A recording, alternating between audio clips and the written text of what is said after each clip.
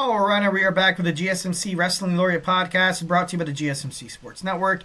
I'm your favorite wrestling fan here every Monday through Friday, 8 p.m. Pacific Time, 11 p.m. Eastern Time on the GSMC Sports Network to talk about the greatest thing in the world, professional wrestling. We talk about all the action inside and outside of the ring, backstage curtain calls, rumors, and drama. We talk about inactive statuses, injury updates. We also talk about superstar contract negotiations, extensions, and new signings. We talk about promotions like WWE to AEW, to the MLW, to the GCW, to TNA, to Ring of Honor. If it makes major news in the world of professional wrestling, we talk about it here on this show, 1010%. So Superman, punch that like and subscribe button and receive some notifications when we give out awesome new content. So without further ado, let's jump on into our next segment. We got our WWE Monday Night Raw talk. We're going to get into the action, but before we do that, just want to remind you guys to go ahead and hit up that super chat right there, whether if you have a burning question or a hot take in terms of the world of professional wrestling, or just something you've been dying to get off your chest here at the GSMC Sports Network. We want you guys to feel like your voice is heard. We want you guys to feel absolutely comfortable to get anything you want off of that chest of yours, so don't be shy, drop your thoughts inside that chat. That super chat guarantees anything you guys put inside that little chat box right there. Slap that $sign. It's gonna be featured on the show, 1010%. Plus, it's a great way to support the channel. Your support, your super chats helps us keep the lights on and bring you even more awesome content that you guys love so dang much. First and foremost, a thank you in advance. We're super grateful for each and every one of you guys who joins us here daily on the GSMC Sports Network. So obviously, thank you guys so much. So let's get the conversation going. Send in those super chats and those super stickers because you guys are super awesome, and together we will make sure this podcast is bigger, better, and stronger than ever. Once again, it's super chat not your thing. It's all good. Go ahead and hit up that tips and donations link at the GSMCpodcast.net. Tell me what you like. Tell me what you don't like. Just remember to Superman punch that like and subscribe button to the show. Follow the show. Follow the network here at the GSMC Sports Network. We do love a lot of peace, love, and positivity, 1010%. But in terms of talking sports, it's inevitable. There's going to be some disagreements. There's going to be some criticisms. It's all good. It's all gravy, baby. It's already water under the bridge. Just drop anything in that chat. Obviously, we welcome all opinions, hot takes, facts, just feel comfortable. All right, without further ado, we got some WWE Monday Night Raw talk being streamed on Netflix for the second week in a row. Obviously, it's not going to have that same, although, it's not going to be at the Intuit Arena, the home of the Los Angeles Clippers, who, they make it a little bit more of a spectacle, but I believe it's still going to be pretty cool. They're up in San Jose, California, the hometown of Bayley, former WWE Women's Champion.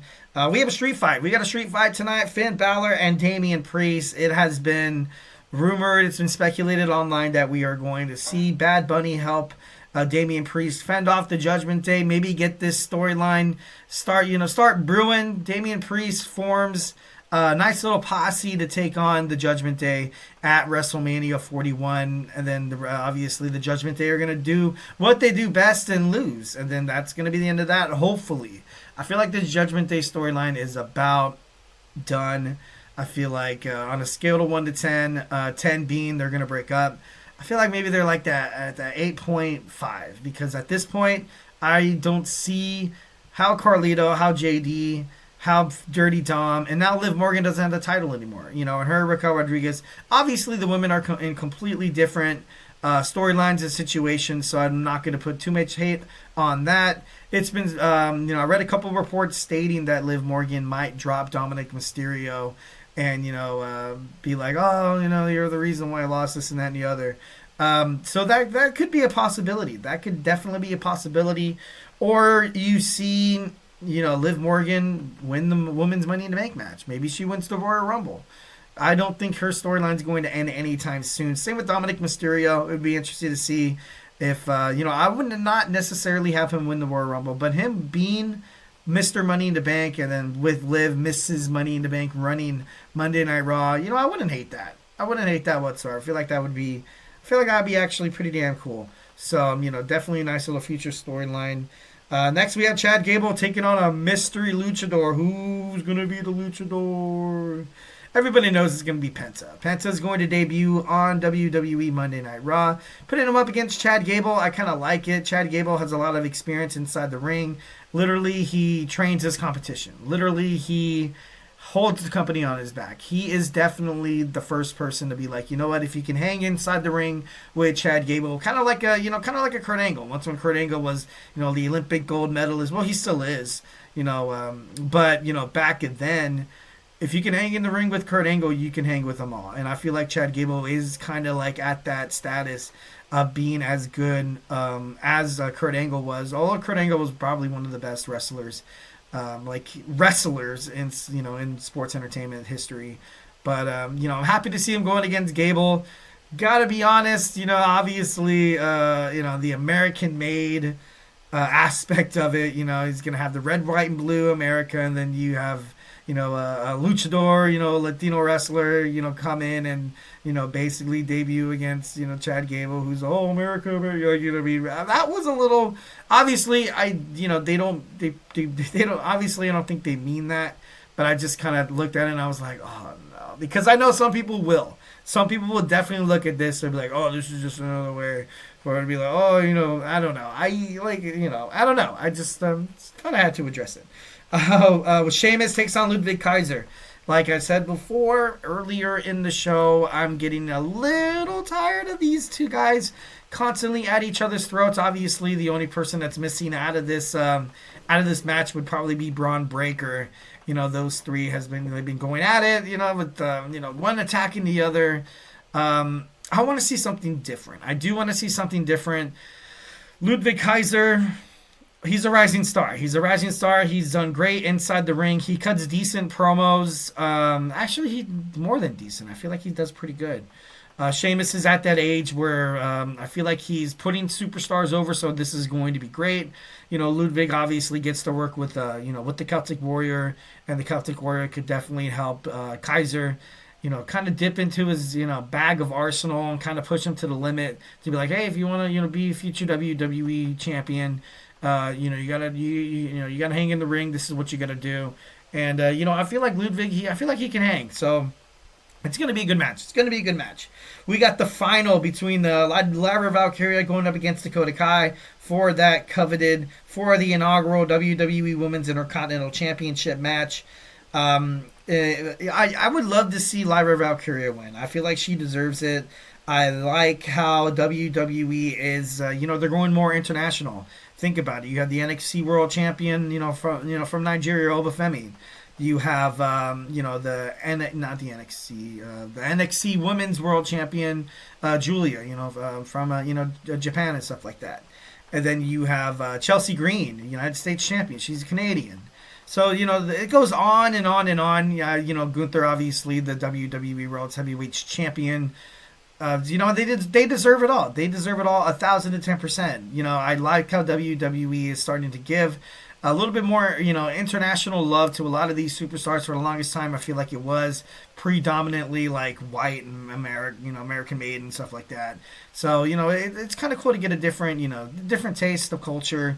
Obviously, this world is super diverse and it's only going to be more diverse. And so the wrestling world has to adjust. And, it's not a bad thing at all. It's great. It's absolutely great. Next, we have the Wyatt Six. Are they going to finally start this feud between them and Karrion Kross? I feel like Monday Night Raw being on Netflix should add more of a horror movie-like promos between the two. Watching Karrion Kross get a little more crazy than Bo Dallas or Uncle Howdy, it could be cool. It could be pretty badass. A lot of people think that, and me, myself, I read an article, how Bo Dallas makes this shift into The Fiend. Like, Bray Wyatt was The Fiend, but The Fiend, he takes host. He had it over Bray Wyatt, and now he's going to have it over Bo Dallas. What happens with the Uncle Howdy character? Maybe Uncle Howdy possesses another soul. Maybe something happens along the lines of that. Necessarily, it's not dead. It's never been dead. Kind of like the Kane character back in the WWE Attitude Era. I had a couple of discussions with a couple of wrestling fans. A lot of people say that Glenn Jacobs he took a break from being Kane because his whole body, like he just looked different. Like he just looked different. Obviously, in interviews, he sticks to the character that he was Kane the whole time. Could we possibly, conspiracy theory alert, the character Kane, you put on the mask, you're tall, you could pull it off. So was Glenn Jacobs Kane the whole time? I think, you know what, I'm not going to be a cynic. I feel like he was. I definitely feel like he was. But, I just thought that was kind of interesting how maybe perhaps we could see the whole thing with The Fiend come back. This guy who's literally, as diabolical, as, horrific. He's sick. The Wyatt Six. And then, he finds a way to kind of come back. So that'd be pretty cool. Are we going to find a challenger for Gunther's World Heavyweight Championship? Hopefully he does defend it at the Royal Rumble. Seth Rollins and Drew McIntyre may be coming together closer and closer and closer. The enemy of my enemy is my friend kind of thing. Seth Rollins losing against CM Punk last week on Netflix. Rhea Ripley, she going to have a title celebration. Will Liv Morgan crash it, demanding her rematch clause? Who knows? Logan Paul, maybe perhaps the next challenger for Braun Breaker's WWE Intercontinental Championship. I feel like at this point, that's not really much of a shocker. Like going up against Gunther, maybe it could happen, but I would rather see him go against Braun Breaker, and I would rather see Braun, pick up the victory and, kind of further solidify his claim as this amazing, unpredictable badass on WWE. So, I definitely think that would be pretty cool for both characters, being honest. All right, without further ado, we're going to jump on into our next segment. We got WWE NXT to talk about. So grab your favorite snack, grab your favorite ice cold beverage, and join me here in about 20 seconds. So, hey, do not go anywhere.